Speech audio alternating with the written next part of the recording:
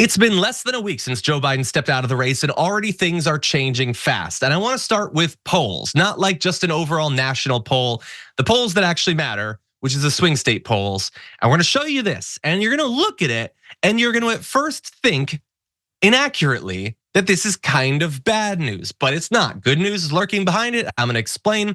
So you see this here, and you see that in Arizona right now, Harris is still trailing Trump by 5 points, 2 points in Georgia, 1 point in Michigan, 2 points in Pennsylvania, tied in Wisconsin. That's great news, but obviously you want her to be leading, right? Well, first of all, bear in mind, she has barely begun to campaign. So that's true.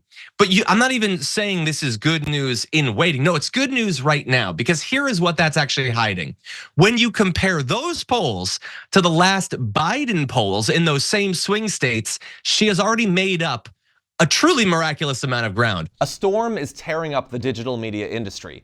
Only our audience can save us in these difficult times. Help us reach our goal of 100,000 new members at tyt.com/team. So support for Harris surpassed Biden's support from earlier this month in all 5 of those states. She's beating Biden in Arizona by 4 points, Georgia by 5 points, Michigan by 3, Pennsylvania by 3, and Wisconsin by 4.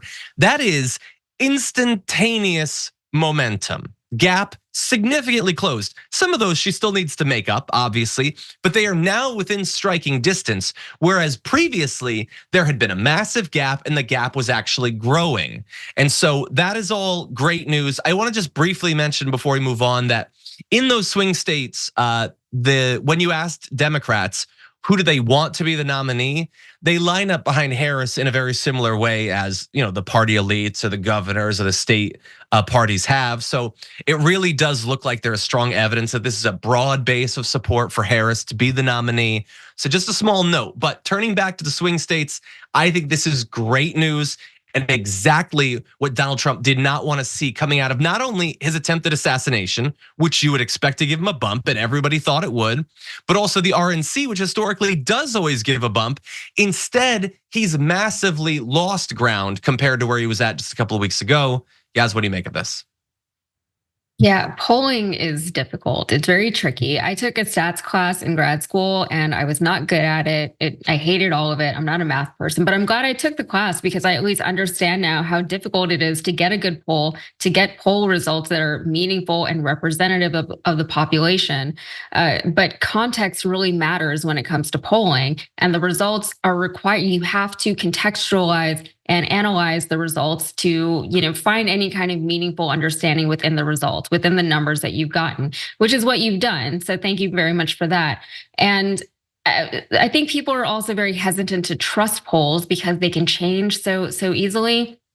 They can change the polling results, whatever the numbers are. It can all change as soon as there's an attempted assassination or the president steps down. Like all these external factors that you could not possibly predict affect the way that these polls are conducted and the results that you get from them. So I think it's a good idea. We're still several months out from the election. It's a good idea to just keep that in mind as we move forward. The polls can be misleading sometimes. With numbers too, you can manipulate them to see what you want to see within them.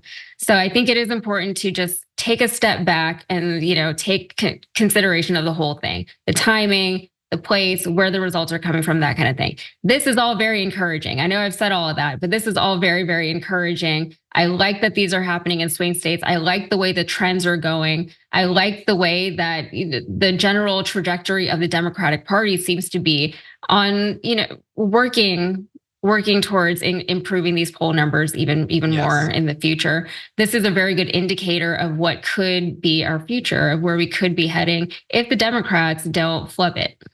Yeah, and after she has some time to actually campaign, and after she uses the $200 million she's already raised, and hasn't even campaigned yet. So. Exactly, and you are right to point out that obviously the context matters, but that's why I stress that this would appear to be a context in which he should be doing better than expected, not worse than expected.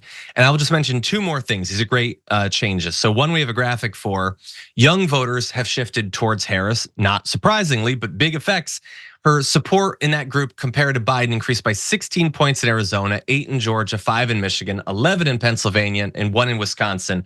20 points overall, the lead amongst young voters. And I saw another poll of black voters where Donald Trump's share of the vote went from 22% to 15% with Harris as the nominee. And so it just makes me feel bad for him. They put all of that effort into AI generated photos of him hanging out at cookouts, and all of that hard work has been nullified. It's enough to make you feel bad for the guy. But anyway, sorry, final point to you. No, I just said, is it enough to make you feel bad for him? No, it isn't. It isn't. I don't, and I never will.